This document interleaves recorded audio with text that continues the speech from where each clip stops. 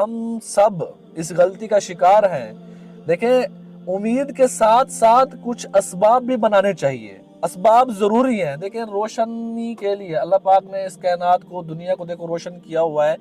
اس کے لیے اللہ نے کیا اسباب بنائے؟ سورج. اگر اللہ پاک چاہتے تو سورج کے بغیر بھی روشن کر سکتے تھے. اللہ پاک چاہتے تو فصلوں کو بغیر سورج کے پکا سکتے تھے.